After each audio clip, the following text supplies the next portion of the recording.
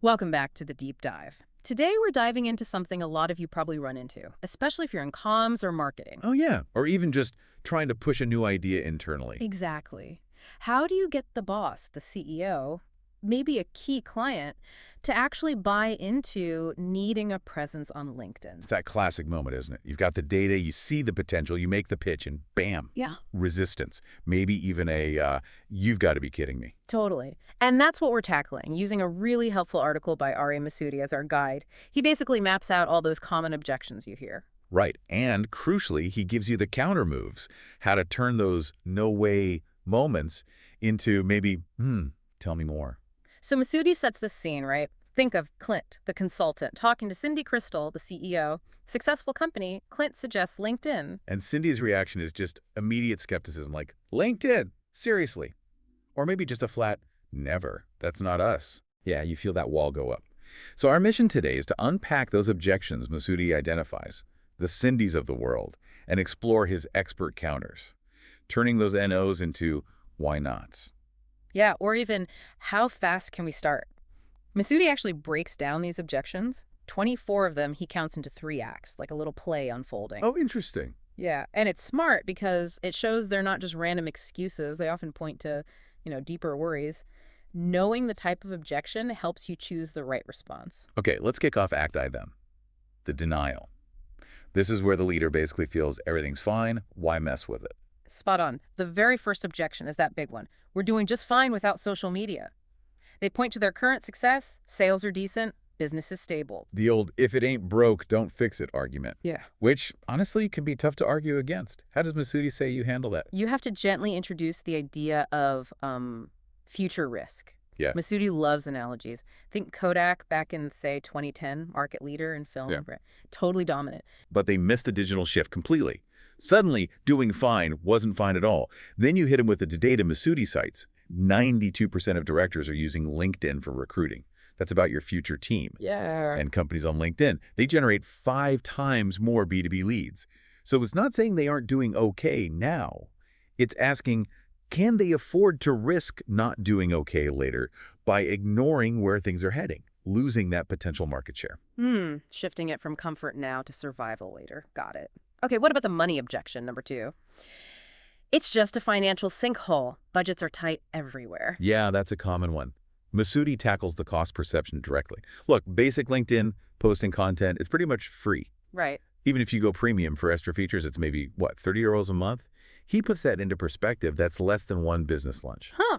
Good point. And unlike that lunch, your LinkedIn content is out there working for you, generating visibility, potentially leads 24/7. It's a tiny investment for constant presence. Framing it like that makes it seem almost trivial, expense-wise. Okay, next one. What if they just downplay it? Objection 3. You're being dramatic. Like you're blowing this whole thing out of proportion. Right, making a mountain out of a molehill. The counter here is to make the cost of inaction really concrete, but calmly. Masudi suggests showing them real examples. Like what? Maybe pull up a competitor's LinkedIn post. Look, competitor X just announced they won this big tender on LinkedIn. That post got 2,000 views, 50 comments. Then you ask, really gently, how many prospects like that, how many opportunities might we be missing daily by being invisible here? Ooh, using their competitors. That's sharp. And to really dial down the drama perception, Masudi is big on suggesting a pilot, a low-risk 3-month test. No long-term commitment if they don't see the value. Controlled, measurable. A pilot. Yeah, that lowers the barrier significantly. Okay, what about when it feels personal, like you're criticizing them? Objection 4. Are you questioning our work, implying you think they're failing somehow?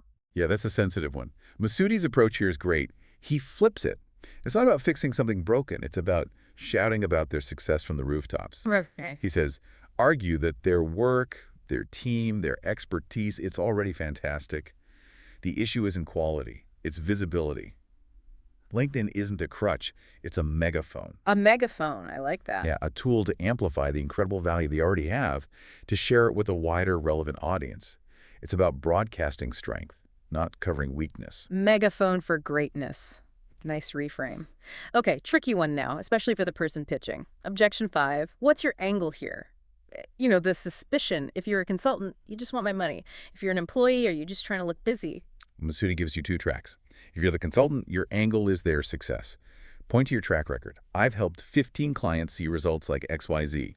Your reputation depends on them winning. Right, aligning interests. And if you're an employee, your angle is the company's success in staying ahead. Point to leaders they respect, maybe even competitors, who are active on LinkedIn. Masudi mentions a specific rival CEO, Vixen Mercedes, being active. That shows it's not frivolous. It's what successful, strategic people are doing now. Using peer pressure, almost. Smart. Okay, that wraps up Act 1, the denial. Now we're into Act 2, the resistance. The leader kind of concedes LinkedIn might be useful, but they doubt it'll work for them or they see practical problems. Exactly. And the first objection here, number 6, is that fear of the unknown. Too many unanswered questions. What if we post and get crickets? What if we say the wrong thing? All the what ifs. Yeah, analysis paralysis. How do you counter that anxiety? You acknowledge it. Masudi says, yeah, innovation always brings questions. But did Elon Musk have every answer before launching Tesla? No way. Huh, probably not. So you propose that agile, step-by-step approach. Link it back to the pilot idea. Let's try one post. See what happens. Analyze, adjust, learn. It's about controlled learning, not waiting for some perfect, risk-free plan that never comes. Controlled learning. Okay, less scary than needing all the answers first. What about how they see the platform itself? Objection 7. It's either too futuristic or too basic. Some see social media as this complex tech beast. Others dismiss it as fluff. Yeah, you tackle both ends. Futuristic. Seriously. Masudi points out it had like 740 million users back then. Now it's over 1 billion. It's not the future. It's very much the present. Right, mainstream. And too basic. Well, you can start simple. Just 2 posts a week, sharing what, your expertise. Doesn't need fancy videos or anything. Just consistent, valuable content. Yeah. Effective doesn't have to be flashy. Okay, makes sense. Now let's jump ahead slightly because this one comes up all the time. Objection 9. LinkedIn. Oh, that's just like Facebook. Usually said with a bit of a sneer. Yes. Masudi has some killer analogies for this. He says comparing LinkedIn to Facebook is like comparing, say, the Wall Street Journal to a gossip mag. Okay. Or maybe even starker, like comparing a reliable work truck to a sports car. Both have wheels, totally different purposes. Gotcha. He hammers home LinkedIn as the professional network. And the killer stat: 4 out of 5 people on LinkedIn influence buying decisions. This is where business gets done, not where you share cat videos. Those analogies really land. Okay. Objection 10, it goes against our company values. Maybe they value privacy, tradition, face-to-face stuff. Masudi argues the exact opposite. Their authenticity, their core values, that's their strength on LinkedIn. People connect with people, with genuine companies, not just logos. LinkedIn is the place to show who you really are, to live those values publicly through your expertise and how you engage. It reinforces values. It doesn't undermine them. Turning it into a way to express their identity. Clever. Okay, objection 12. But our competitors aren't doing it. They see that as proof it's unnecessary. Masudi flips this instantly. That's not a reason not to do it. That's a massive advantage. How so? First mover advantage. Do you want to be the pioneer defining your space on LinkedIn? Or wait until everyone else jumps in and you're playing catch-up? He predicts, look, your competitors will get there eventually. Start now, build your audience, get that 10,000 follower head start in 6 months. That's real influence. Makes inaction feel riskier. Okay, objection 13. You're promising the moon. Like, more visibility in less time. Sounds too good to be true. Yeah, Masudi clarifies this. It's not magically less time overall. It's about better invested time, more efficient time. He uses the stat. 20 minutes spent strategically on LinkedIn, creating good content, engaging smartly, could be worth 3 hours of old-school cold calling. You're shifting effort from low-impact grind to high-impact visibility. Efficiency, not magic. Got it. Objection 14. You're missing the real problem. They say the issue isn't visibility, it's our sales process, or our product, or something else fundamental. And Masudi says, you know what? Maybe you're right. Maybe there are other issues. But LinkedIn isn't meant to replace your sales process. It's meant to feed it better. How? By attracting more qualified, interested prospects through that visibility and trust you build online. You're pouring better ingredients into the top of your existing sales funnel. They work together. Complementary, not competitive. Makes sense. Let's skip to 16. We tried social media already. Maybe they had a bad run with Facebook 5 years ago. Got burned. The ghost of social media passed. Yeah. Masudi's point. Yeah. 5 years online is like dog years times 10. It's a digital eternity. Huh.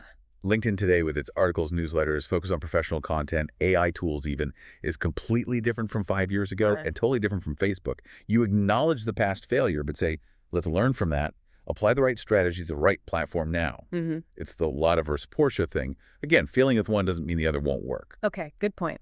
So that moves us into Act 3, the negotiation. They're warming up, and now the practical butts come out. Right, like objection 17. Our teams won't get it, they're too old. That assumption that older employees can't or won't use tech like this. Yeah, the ageist trope. How do you counter that respectfully? Masudi hits it with facts. He says many of his most successful LinkedIn users are 50, 60 plus. Their experience and deep knowledge combined with the platform, that's incredibly potent. You counter the assumption with a plan. Offer training, offer support. He even predicts that once they start seeing results, positive comments, they'll get hooks, whatever their age. It's about enabling them, not writing them off. Focus on the value of their experience. Nice. Then the classic overwhelm. Objection 18. It's bad timing. We have too many projects. Masudi pulls out the old proverb, best time to plant a tree, 20 years ago. Second best time, right now. Can't argue with that. Waiting for that magical quiet period, it never really arrives. If there's any momentum or energy now, you leverage it. And again, the pilot idea helps here. It makes it a contained project, not another huge initiative. It's got to start somewhere. Objection 19 is similar. It's just too much extra work. The workload concern. And this loops back to that efficiency point from Act 2. Masudi hammers it home. It's not just more work, it's a shift in work. That one great post that gets traction. Maybe that saves you 20 cold calls. Right. The type of work changes less banging your head against the wall with outreach, more sharing your expertise visibly. Well, yeah. Better results for the time spent. Shifting effort, not just adding tasks. Okay, a big one. Objection 20. Our industry is different. Construction, manufacturing, industries that feel LinkedIn is just for tech bros or consultants. Yeah. The source mentioned BTP, construction. Yeah, Masudi tackles this head on with data. Even in construction BTP, 68% of decision makers are on LinkedIn. But more than that, he argues being in a less obvious sector is a huge plus. Really? How? Less noise, less competition for attention. Your authentic content stands out more. He tells this great story about a builder just sharing photos and videos from actual construction sites. Simple stuff. Started getting 50,000 views per post. Wow. 50K views for site pics. Yeah. It proves people in any industry are interested in authentic, behind-the-scenes content on LinkedIn. That anecdote really nails it. Okay, what about the fear of chaos? Objection 21. It's a slippery slope.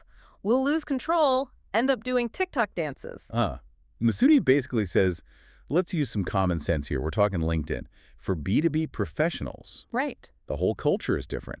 It's about professional content, sharing knowledge, making connections. No one's expecting dances or silly filters unless it's somehow bizarrely relevant to your profession. You stick to the platform's purpose. Professionals talking to professionals. Controlled, strategic. Keep it focused. Makes sense. And lastly, skipping to objection 24. We just don't have the skills. That internal doubt, can we actually do this? Masudi's response is really empowering. He says, look, if you can talk intelligently about your job, your industry, your expertise, you've already got like 80% of the skills you need. Oh, interesting. The other 20%, how to write a good post, use hashtags, that stuff, that's learnable. Short training, practice, online guides. And he shares this wild example. A CEO of a tiny business, a TPE, started with zero social media clue. Zero. Through consistency, learning as they went, build an audience of 20 million followers. 20 million from nothing. Yep. It just shows the skills barrier isn't as high as people think, and the potential upside is massive no matter where you start. Wow. That counters the no skills argument pretty decisively. Okay, so those are the objections, the counters. Really comprehensive. And Masudi wraps it up nicely with the epilogue, bringing back Cindy Crystal and Clint. Right. After all that initial pushback, what actually happened? Clint convinced her to do the 3-month pilot. 3 months later, Cindy calls him back. And she's not questioning it anymore. What'd you say? She's excited. Says they landed 3 big new clients directly from LinkedIn that month. And her question isn't, should we stop? It's, okay, when do we meet to plan phase 2? Boom. There it is. That's the payoff. It perfectly illustrates Masudi's whole point, right? Every objection, if you understand it and counter it properly with data, examples, maybe a pilot, it's not a wall, it's a stepping stone. Exactly. A springboard, he calls it. It's about being prepared, having the facts, but also having a bit of empathy for why they might be hesitant. So as you're listening, thinking about that leader you need to convince, what really stands out from all these objections and strategies? Which ones feel most relevant? And while you're thinking, Masudi actually boils his whole approach down to what he calls his 5 secret weapons for getting that yes. Oh, okay. Let's hear them. First, concrete data. Always have hard numbers ready. User counts 1.2 billion now. Recruiter usage 92%. Lead gen stats 5x more B2B leads. Data makes it real. Got it. Data, number 2. Second, concrete examples. Have 3 to 5 success stories ready, ideally from their sector or peers. Show them people like them succeeding. That builder getting 50K views, the TPE CEO hitting 20 million. Those stories stick. Examples. Yep. Makes sense. Third, Test and learn. Offer that pilot phase. 3 months, low commitment. It massively reduces the perceived risk for them. the pilot. Crucial. Fourth, Calculated ROI. Frame the tiny cost, maybe 30 euros a month for premium, against the high cost of other things, like sales teams or recruitment. Show the potential return on that small investment. ROI, yes. And the Fifth, rational fear. Gently point out the risk of doing nothing. Competitors are likely there or will be soon. The cost of being left behind could be way higher than the cost of starting. data, examples, pilot, ROI, and gentle fear. That's a powerful toolkit. It really covers the bases. It shows that it's not just logic, is it? It's also about understanding those underlying feelings the leader might have. Fear of the unknown, fear of change, maybe even fear of looking silly or vulnerable online. Yeah, that's a really interesting point. Maybe the absolute best approach isn't just having all the facts lined up. Maybe it's also finding a way to acknowledge and address that deeper human element, that potential discomfort or fear that platforms like LinkedIn can bring up for some leaders. Right. What might happen if you shifted focus slightly to address that anxiety too? Definitely something to chew on. We're thinking about. Absolutely. Food for thought.